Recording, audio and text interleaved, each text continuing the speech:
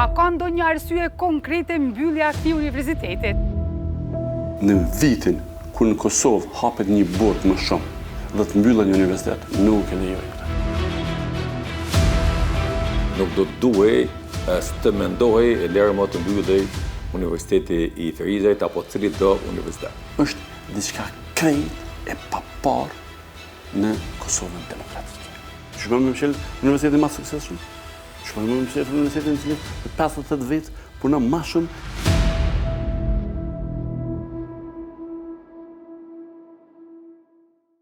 Universiteti i Shkencave të Aplikuara në Ferizaj në janar të vitit 2027 pritet të mbyllet.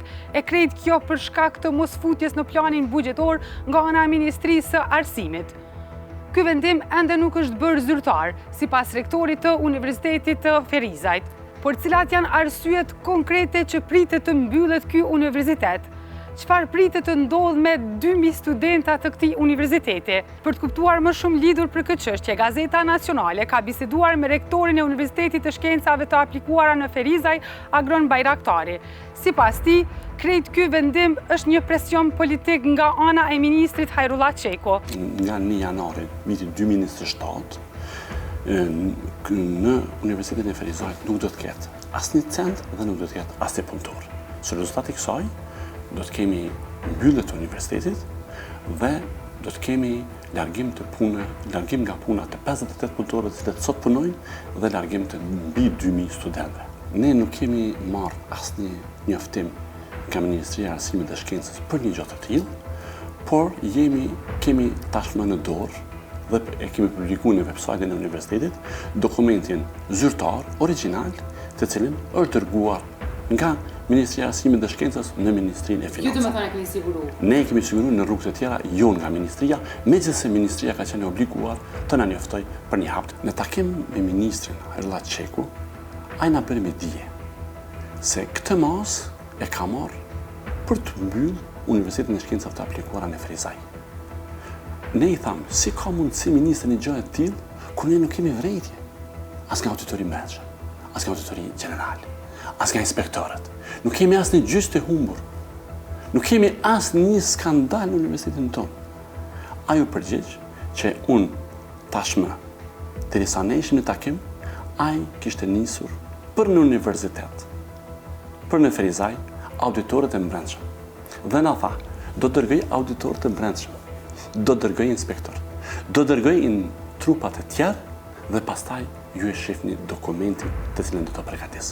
Kjo i bie që vendimin që e ka marrë do ta plotësoj me prodhimin e raporteve të cilët do të dërgoj tash dhe bazuar në të do arsyetoj vendimin që e ka marrë.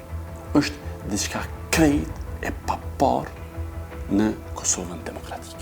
Në takimin që kishim me ministri vërtet mendon një gjë të tillë dhe thotë dhe në argumentimin e tij thotë se ky un jam zot shtëpie, un jam ai i cili hap universitetin, un jam ai i cili mbyll universitetin dhe juve mbetet vetëm për të zbatuar vendimet të cilat merr ai përkatësisht qeveria. Dhe vërtet është ndryshe, sepse universitetet hapen nga parlamenti dhe mbyllen nga parlamenti. Është absurd presion politik që ne të humbim pavarësinë të cilën do ta ruajmë së kusht. Ky vendim është i papranueshëm edhe për kryetarin e komunës së Ferizajt, Agim Aliun. Po shikuar në projekcionin buxhetor, e i bie që është projekcioni për të mbyllur Universiteti i Ferizajt dhe prandaj edhe ky ka qenë reagimi i komunës së Ferizajt se nuk do të duhej të mendohej e lërë më të mbyllej Universiteti i Ferizajt apo cili do universitet.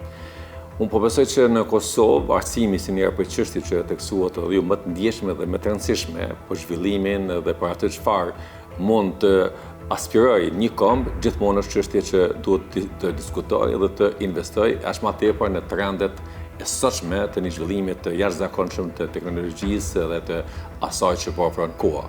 Por jo që të jetë pika e parë dhe ambicia e parë mbyllja e një universiteti, e aq më tepër mbyllja e një universiteti i cili paraqet diçka ndryshe nga universitetet ekzistuese të Republikës së Kosovës.